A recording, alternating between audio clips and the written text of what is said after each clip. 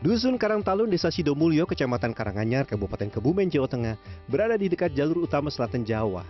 Di tempat ini banyak pembuat Jipang kacang. Salah satu yang kita datangi adalah rumah produksi Jipang kacang milik Sigit Arpriyono yang merupakan generasi ketiga pembuat Jipang kacang. Jipang kacang di tempat ini sudah ada sejak tahun 1930.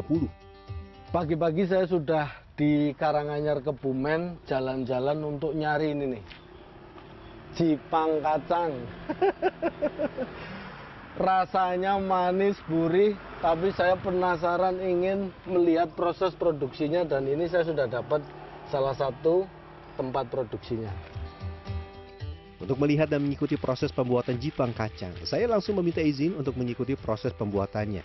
Di tempat ini hampir setiap hari membuat Jipang kacang dari pagi hingga sore hari. Untuk membuat Jipang kacang, Sigit sehari-hari dibantu sejumlah orang pekerja. Oh gitu. Ini tahap yang awal. Ini awal kita sangrai kacang dulu ini.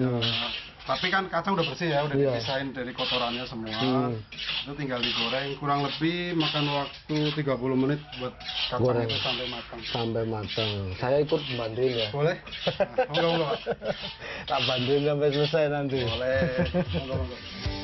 Agar proses menyangrai dapat menghasilkan kacang yang matang dan memiliki rasa yang enak, proses menggoreng dengan menggunakan pasir laut seperti ini. Selain itu, proses menyangrai kacang juga harus menggunakan kayu bakar. Dalam sehari, satu orang dapat menyangrai 1 kuintal kacang tanah mentah menjadi kacang tanah sangrai matang. Ini untuk bikin bahannya dari kacang tanah ini, itu digoreng seperti ini per sekali goreng itu 30 menit. 30 menit ya Bu? Kurang lebih. 30 menit. Nah ini tujuannya biar matang. Terus yang kedua biar kulit arinya nanti bisa bersih. Setelah digoreng matang, kacang tanah yang sudah disangrai selanjutnya tinggal digilas dengan alat seperti ini untuk dipecahkan dan dibuang kulit arinya. Pada tahap ini kita harus hati-hati karena kondisi kacang masih cukup panas. Nah ini proses bersihin kulit arinya. Ini dihancurkan seperti ini. Terus cara bersihkannya ditapel mungkin. Ini kayak udah sering ke UMKM yang masih tradisional caranya kayak gini, jadi saya cukup terbiasa. Udah pinter. Setelah dipecahkan dan dibersihkan kulit arinya, kacang siap disimpan untuk nantinya diproses produksi lebih lanjut. Untuk memudahkan proses pembuatan Jipang kacang, biasanya kacang sangrai yang sudah dibersihkan ditampung untuk disimpan dalam karung seperti ini. Jadi kalau pas bahan bakunya datang itu sekali datang bisa 3 kintal. 1 kintal digoreng per hari, 1 kintal nanti yang sudah jadi bahan seperti ini disimpan. Nanti tiap hari diambil 50 kilo, dibikin lagi 50 kilo, dibikin gitu seterusnya. Nanti habis bikin lagi. Selanjutnya tinggal menyiapkan gula kelapa atau gula merah untuk dicairkan. Perbandingannya untuk kacang 20 kg, gula merahnya 10 kg. Sebelum dicairkan, gula merah yang sudah ditempatkan di wadah untuk merebus diberi air putih 1 gelas seperti ini.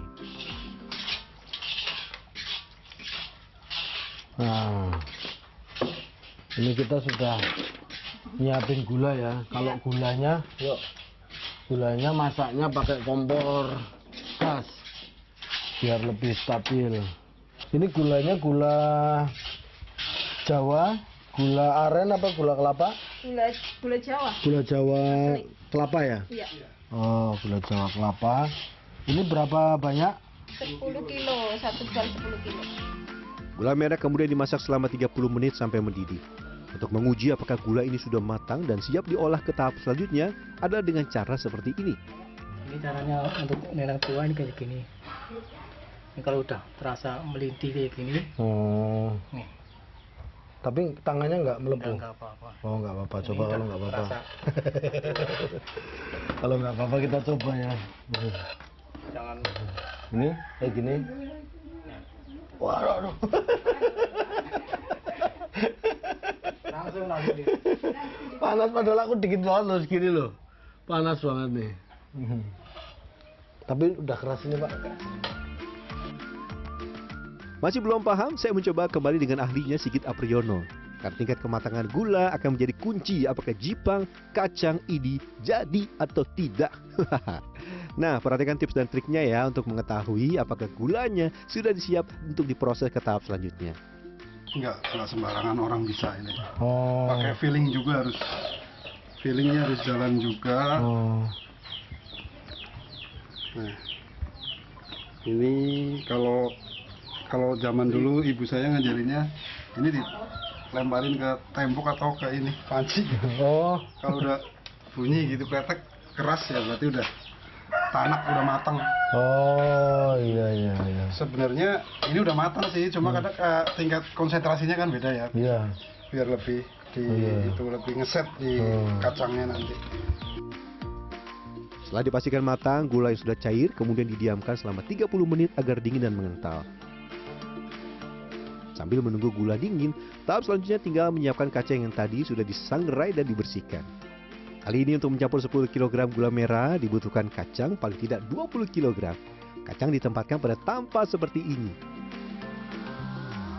Selanjutnya, menuangkan gula cair yang sudah didinginkan 30 menit ke atas kacang yang sudah disiapkan di atas tampa. Tahap ini perlu feeling yang pas antara mengukur kondisi suhu gula saat dituangkan ke atas kacang.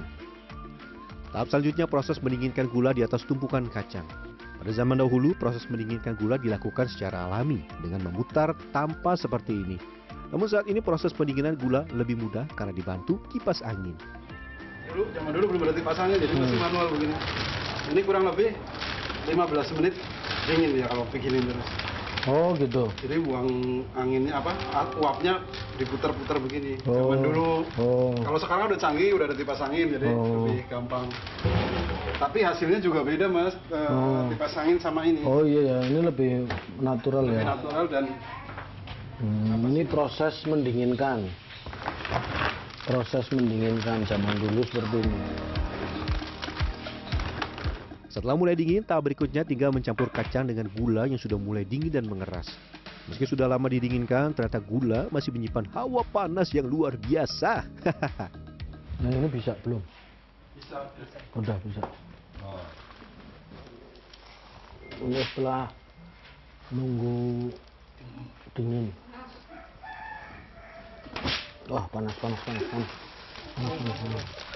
Aduh, nolonginnya gimana nih, panas banget.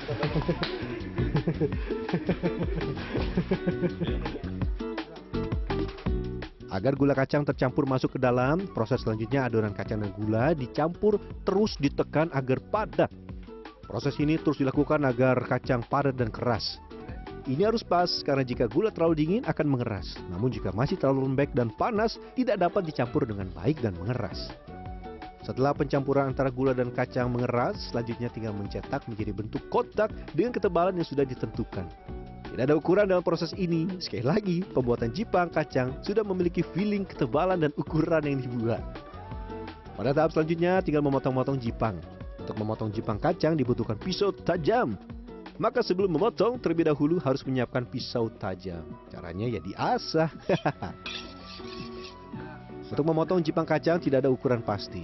Proses pemotongan dilakukan dengan feeling. Saya diminta untuk memotong. Awalnya sih saya ragu karena takut ukurannya salah. Namun setelah saya mencoba memotong, ternyata hasilnya cukup sesuai. Nah ini potongannya ini khusus saya coba. Gimana rasanya Om? Nah, rasanya yang pertama gulanya manis. Tagline-nya di sini buket terus ketakep. Ini benar-benar kalau tagline-nya buket tuh belakang-belakang pas loh. Karena buket itu kepekatan ya. Ini masih lumer karena belum dingin ya. Kalau udah dingin dia keras. Buket itu kepekatan. Kalau belakang-belakang itu Mulur apa lengket gitu ya? Apa sih bahasa Jawanya? udah pekat terus. Nah itu pokoknya. Selanjutnya tinggal proses mengemas dengan menggunakan plastik satu-satu. Sambil mengemas jipang kacang, saya berbincang dengan Mbak Rus yang sudah ikut bekerja di tempat ini dari zaman orang tuanya. Mbak Rus sudah berapa lama ikut kerja di sini? Udah lama dari itu.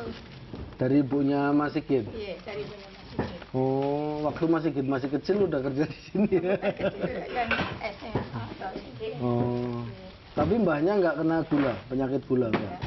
Kan tiap hari kena megang manis-manis, makan-makan. Makan. Proses pengemasan membutuhkan waktu cukup lama karena harus dibungkus dikemas satu persatu secara manual. Satu bungkus jipang kacang berisi 12 bungkus jipang satuan. Untuk satu bungkus dijual dengan harga eceran Rp15.000. Dari tempat produksi jipang kacang di kampung ini, jipang kacang dipasarkan di tempat oleh-oleh yang ada di kota Kebumen dan pasar tradisional yang ada di Kabupaten Kebumen. Nah ini kalau tadi kita sudah produksi bikin di tempatnya Mas Sigit ya. Ini nih. Nah ini kita tinggal bawa ke pasar. Jadi tempat penjualannya itu di pasar-pasar seperti ini ya Mbak ya. Ini biasanya dikirim apa dari tempat-tempat produksi gitu. Iya.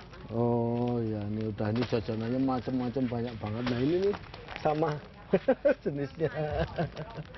Pokoknya kalau nyari jipang kacang yang khas Kebumen ini di sepanjang jalur ya, dari kota Kebumen terus pasar Karanganyar sampai ke pasar Gombong, itu kalau ada pasar mampir cari pasti di situ banyak tersedia jipang kacang. Robi Sofwan Amin, Probo Gusartoyo, Kebumen, Jawa Tengah.